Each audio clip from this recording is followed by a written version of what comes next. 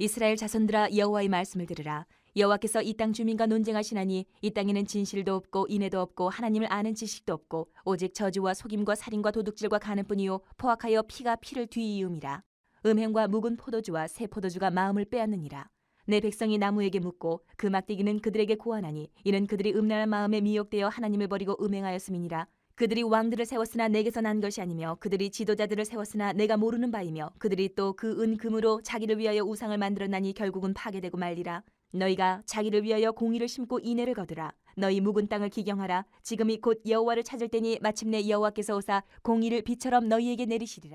제목이 위대한 배경이에요. 한글로 적잖이 배경 이렇게 적었는데 영어로 하면 백그라운드고 그걸 우리는 줄여서 야, 너 백이냐? 백백 이렇게 얘기하는 그 배경을 말합니다. 우리 뒤에 뭔가 힘이 있는 배경이 있는가? 백그라운드가 있는가? 그 위대한 배경이 뭔가? 그 제목이에요. 호세아서를 읽었습니다. 호세아 시대, 이 선지자 시대의 사람들은 거의 대부분이 우상, 군대의 힘, 이 두 가지를 의지하면서 살던 시대였습니다. 여기서 우상이라고 하면 이 물질 숭배를 말하는 거예요. 물질 숭배. 그리고 군대의 힘이라고 말하면 권력을 의미합니다. 그러니까 물질과 권력에 그냥 마음이 쏟아져 있는 시대가 이 호세아 선지자가 활동하던 이스라엘 그 상황이었습니다. 그런 상황을 바라보면서 호세아 선지자는 하나님을 아는 지식, 또 하나님께서 인간을 향해서 무엇을 요구하고 계시는가, 이 두 가지를 제대로 알아야 신앙생활 할 수 있다, 이렇게 얘기해요. 호세아서 전반에 다 걸쳐서 오늘 여러 군 4장, 8장, 10장을 이렇게 띄엄띄엄 읽었는데 그 내용이 다 이어지는 부분인데 핵심은 그거예요. 호세아 선지자가 외치는 것은 하나님을 아는 지식이 있어야 된다. 그래야 똑바로 신앙을 세울 수 있다. 그리고 그 하나님께서 우리에게 무엇을 요구하고 계시는가, 그것 좀 알아야 된다. 그래야 신앙생활 똑바로 할 수 있다. 이 두 가지를 강조하는 거예요. 이 두 가지가 핵심인 거예요. 그런데 이스라엘이 그렇게 하지 못했다라는 거죠. 물질에, 권력에 빠져 있었으니까. 왜 그런 물질에 빠지고 권력에 빠졌는가? 몰라서, 무지해서 그렇다고 얘기를 해요. 무지의 결과다. 하나님을 모르는 결과다. 하나님이 무슨 얘기하는지 모른다. 하나님이 어떤 분인지 모른다. 그래서 지금 물질에 빠져 있고 권력에 빠져 있다. 그 얘기를 하고 있어요.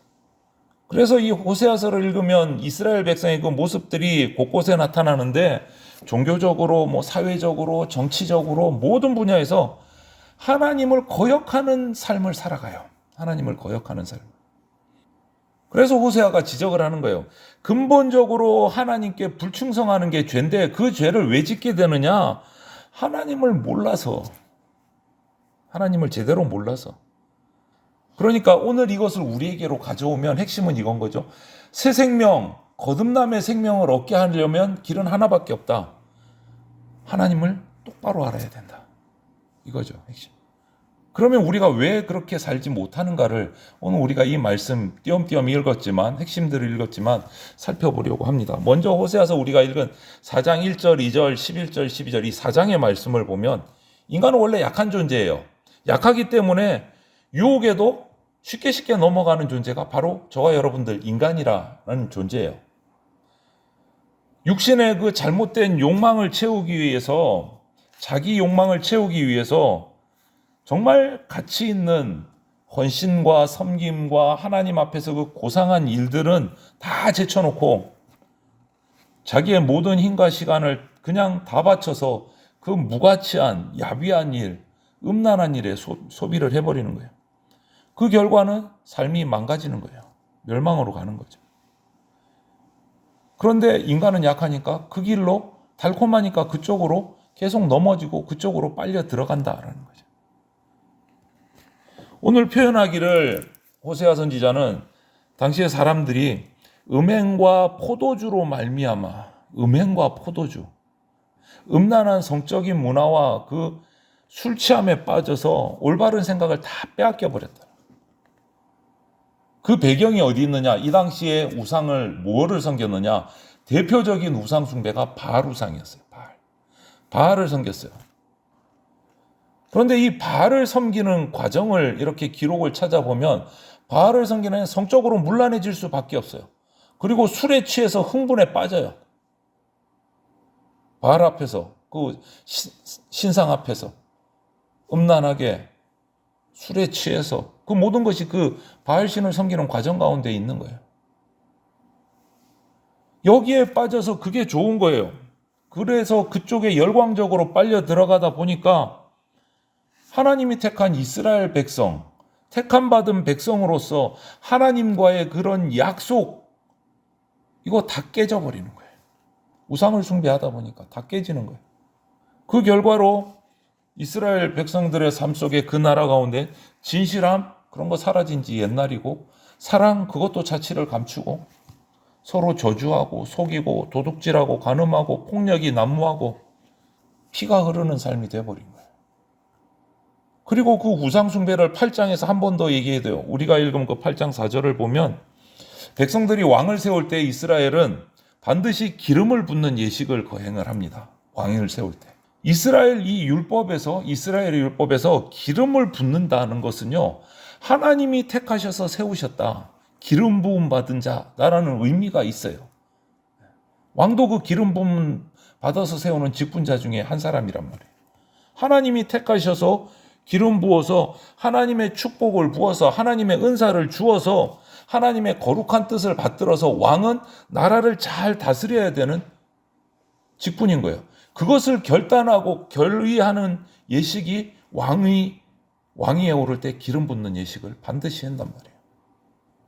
이스라엘 백성이 어떤 백성입니까? 하나님이 택한 백성이에요. 일찍이 하나님을 경외하고 하나님의 율법을 받아서 그 뜻을 따라서 왕은 나라를 다스리고 백성은 하나님을 섬기면서 그렇게 살 때 나라가 발전하고 평화가 오고 하나님의 축복을 누린다.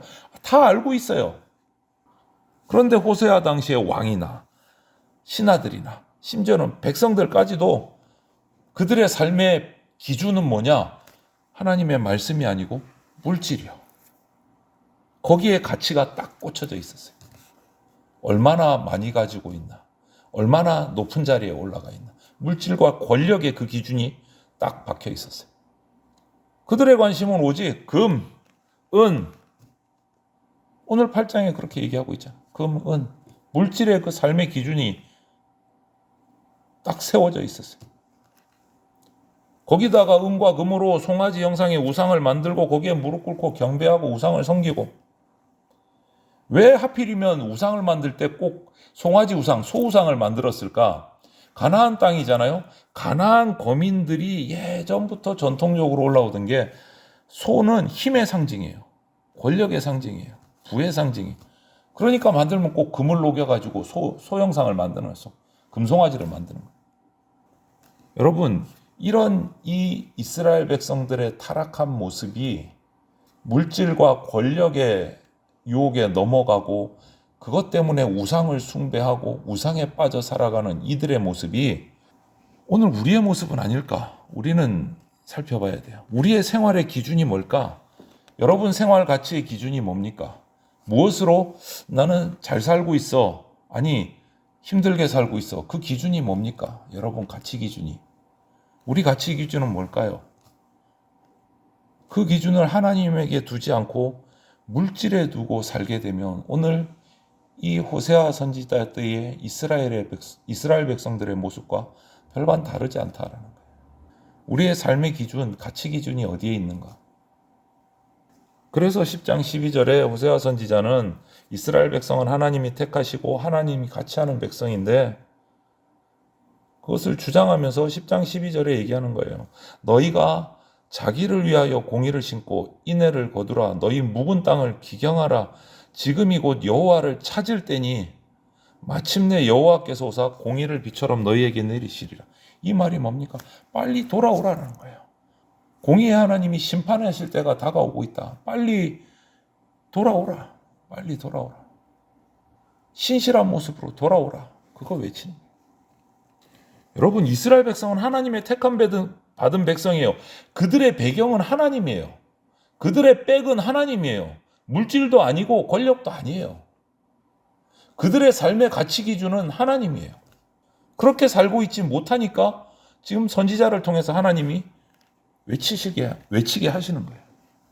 그런데 우리가 여기서 하나님이 택하셨다. 그럼 우리 지난주에 소요리 문답하면서 작정, 예정 이것을 좀 처음 이제 시작을 했는데 하나님이 택하셨다. 숙명론으로 받아들이면 안 돼. 이게 뭐냐? 로봇처럼 생각하면 안 된다는 거예요. 하나님이 택하셨으면 내가 아무리 깽판처럼 정말 양아치처럼 살아도 언젠가 하나님이 나를 알아서 천국으로 들어가게 해주실 거야. 나는 내 마음대로 살면 돼. 하나님이 택하셨으니까 언젠가는 나는 돌아올 거야. 신경 안 써도 돼. 그리고 자기 마음대로 산다. 이게 숙명론이 돼버리는 거예요. 반대로 하나님이 안 택하셨으면 내가 아무리 예배하고 뭐 철야 기도를 하고 뭐를 해도 나는 지옥 가. 이게 숙명론이 돼버리는 거예요. 그런데 하나님이 택하셨다는 것은 이런 숙명론이 아니에요. 우리에게 자유의지를 주셨어요. 선택할 수 있는 권한이 우리에게 있어요. 그리고 기다리시는 거예요. 바른 선택을 하도록. 이스라엘 백성도 택함 받았지만 자기 마음대로 잘못된 선택을 해서 지금 호세아 시대에 물질과 권력에 사로잡혀서 음란 속에서 헤매고 있는 거예요. 그런 이스라엘 백성을 바라보고 호세아 선지자는 돌아오라고 호소를 하는 거예요. 너희들의 배경은 물질도 아니고 권력도 아니고 하나님이시다. 이것을 가르치는 거예요. 하나님이시다. 여러분, 하나님이 우리를 선택했다. 하나님이 이스라엘을 선택했다. 이 말에는요, 하나님의 성품과 연관이 돼 있어요. 이걸 따로 분리해서 생각할 수가 없는 거예요. 하나님이 택하셨다라는 것은 하나님의 성품을 닮아가야 되는 거예요. 하나님 어떤 하나님이십니까? 사랑이십니다. 하나님 어떤 하나님이십니까? 거룩하신 분이십니다. 이런 분이 이스라엘을 불러서 저와 여러분들을 불러서 택한 백성이다 라고 우리를 부르셨을 때는 분명한 목적이, 예정이 있다라는 거예요. 하나님의 뜻이 있다라는 거예요. 그게 뭐냐? 하나님의 구원 계획을 위해서 하나님과 동행하게 하시는 거예요. 그게 하나님의 목적이에요. 우리가 그리스도인들이 부름받은 우리가 하나님과 동행하면서 구원의 계획을 이루어 가는 것이 하나님의 뜻이다라는 거예요. 그냥 부르신 거 아니다라는 거죠. 이처럼 우리가 하나님의 그 거룩한 구원의 목적, 구원의 계획에 동행하는 거, 이것은요, 우리가 어떻게 하느냐? 우리가 무슨 힘이 있어서? 우리가 하나님의 구원 사역에 동참할 수 있는 것은, 방법은 이거예요. 믿고 회개하는 거. 이게 동참하는 방법이에요. 믿고 회개하는 거. 그때 하나님과 동행할 수 있습니다. 하나님의 구원 사역에 동참할 수 있습니다. 하나님이 나의 배경이 되어 주시는 겁니다. 그때. 여러분, 하나님이 베푸시는 은혜는요, 우리가 뭐 꽃밭에 이렇게 꽃을 키우기 위해서 막 물 주는 거, 이렇게 일방적으로 주는 게 아니에요. 하나님의 은혜는. 우리가 기도할 때 그렇게 얘기하지 않습니까? 하나님 은혜를 베풀어 주십시오. 하나님 은혜 베풀어 주세요. 그런데 꽃밭에 물 주듯이 주는 은혜가 아니다라는 거예요. 그런 개념이 아니에요. 하나님이 우리에게 은혜를 베풀어 주시는 거는 마치 우리가 목이 마른데 샘물이 있어요. 샘물이 있어요. 그런데 그 샘물을 어떻게 해야 돼요? 목마른 땅에 하나님이 샘을 주셨어요. 그 다음 우리는 뭐 해야 돼요? 입만 벌리고 있으면 돼요? 아니요. 우리가 가서 샘물을 떠서 마셔야 돼요. 하나님 은혜를 주세요. 우리한테 주십니다. 그럼 그 은혜를 우리가 받아야 돼요. 그게 뭐냐? 믿음과 회개예요. 받아야 돼요. 받는 일이 우리에게 있어야 돼요. 우리가 하나님께서 주시는 은혜를 받으려면 우리의 손을 내밀어야 돼요. 그게 믿음이에요. 깨끗한 손을 내밀어야 돼요. 그게 뭐예요? 회개예요. 성실함으로, 신실함으로, 믿음과 회개함으로 우리의 마음의 문을 열고 주님이 주시는 은혜를 받아들여야 된다. 받아들여요. 찬송가에도 그런 가사가 있잖아요. 우리 마음 문 앞에 와서 문을 두드리고 계세요. 은혜 주신다고 찾아오셨어요. 그런데 마음 문을 여는 거는 누가 해야 돼요? 우리가 해야 돼요. 그 결단이 바로 회개예요. 회개. 믿음과 회개. 그 결단이. 하나님이 우리의 배경이 되어 주신대요. 그래서 우리를 불렀어요. 우리 집사님, 권사님, 장로님, 목사님들 불렀어요. 내가 너의 힘이 되어줄게. 너와 함께 해줄게. 나하고 같이 가자. 너 배경 돼줄게. 내가 백이 돼줄게. 근데 그걸 안 받아들여. 그러면은 배경이 안 되는 거예요. 먼저 회개하는 결단, 믿음의 결단이 우리 가운데 있어야 됩니다. 나를 돌아보고 내 인생의 근본적인 문제가 뭔지를 고민하고 말씀 앞에서 묵상하고 잘못된 것들이 발견하면 내 잘못된 생각 또 죄로 향하고 있던 내 마음들을 돌이켜서 하나님께로 돌아서는 거, 이 작업이 우리 가운데 있어야 돼요. 치열하게 있어야 돼요. 여러분. 이 변화가 있어야 하나님이 우리의 배경이 되어 주십니다. 우리는 항상 이 육신적인 평안함, 안정감, 여기에 유혹당해서 그냥 넘어가기 쉬워요. 그냥 내려놓고 아이고 편하다 그럼 아무것도 걱정을 안 해. 거기에 쉽게 넘어가. 그런데 이제는요, 우리는 영혼을 가진 존재라는 것을 기억을 하시고, 내가 영혼을 가진 존재로서 하나님의 피조물로서 이 인생에 진짜 어떻게 사는 것이 진짜 의미 있는 인생일까? 정말 고민하고 또 고민해야 됩니다. 이 인생을 허락해 주신 하나님이, 우리 인생을 허락해 주신 하나님이 나의 배경이다. 내 인생의 배경이다. 이것을 잊지 말고 고민하고 내 인생을 어떻게 살아갈 것인가? 정말 깊이 묵상하고 정말 몸살을 하는 정도로 말씀 앞에서 뒹굴어야 돼요. 그것을 깨닫기 위해서.